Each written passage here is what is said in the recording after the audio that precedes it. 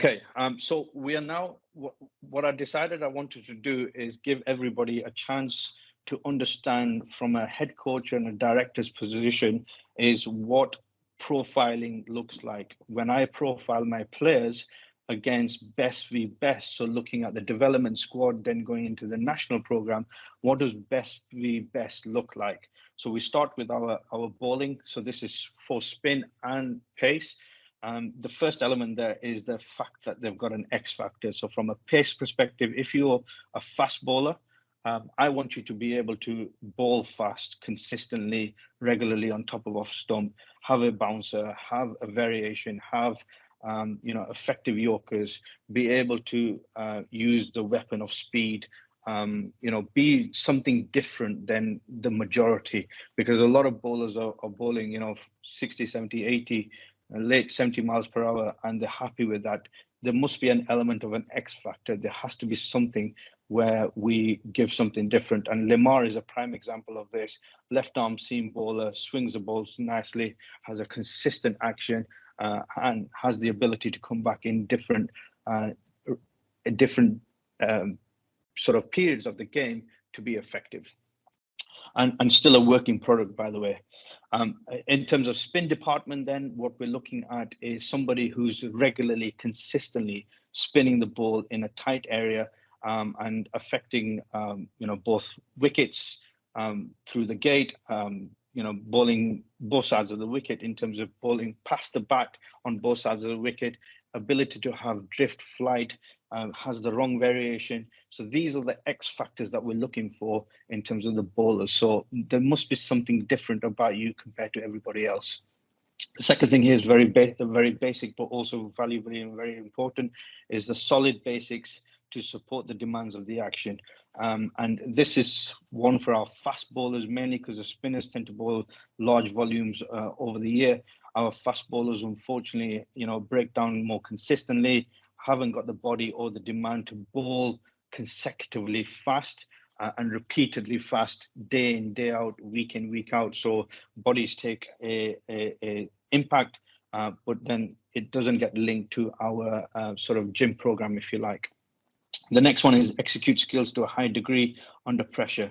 And this is one where I would like my profiling to be very, very consistent throughout. The spinners and the seamers must be able to, have execution skills under pressure, bowling the last over of the game, bowling the first over of the game, being able to develop when the batter's against you or looking to hit you out of the park. What kind of reaction have you got? Can you hold yourself under pressure? Have you got the mental toughness to deliver them sort of deliveries? And again, these are the profilings that we're looking at. Often what I see is bowlers just come back. What I've been seeing a lot of, unfortunately, is bowlers tend to just bowl the same ball of what they're used to, but with no changes, no variations, and just happy to be hit out of the park, back-to-back boundaries. And unfortunately, that shows under pressure, the skill level isn't there to execute your skill to a high degree. Again, ability to bowl during different stages of the game. I mentioned that about Lemar, but also from a spinner's perspective, being able to be consistent up front with a brand new ball. We tried it with some of our spinners in this year's series in Finland, but also in ECN. Can a spinner come up top? Can he bowl in the middle? Can he be effective in the death, but also have a plan associated to this? So if you're a fast bowler or a spinner out there, you need to be able to have this plan and execute this in your training environment. So when it comes to game time, you have a particular set of experiences that can get you through that difficult stage. Awareness of tactical play and role. Unfortunately, this is an area where all our bowlers, right from international all the way down, need to get better at. We saw, successful bowlers for the Netherlands in the ECN. They performed effectively well. I'm going to use this as a prime example. And they bowled to play to win the game. So the bowlers effectively won on the game, although the batters were the strongest unit. They defended 104, they defended, low totals, but actually the skill and the experience around the tactical play and the role that each bowler played, this is something that we as a nation, as a unit need to get better on. all across the system. So looking at our men's, women's and under 19s to get better in terms of tactical play, but also understanding your role and what that looks for.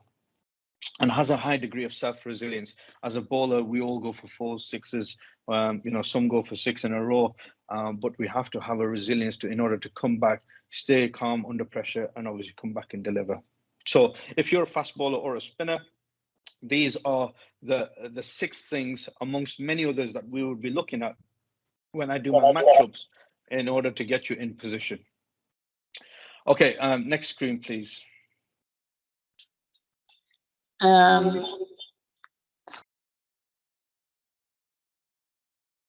Thanks, Monica. Next screen, please.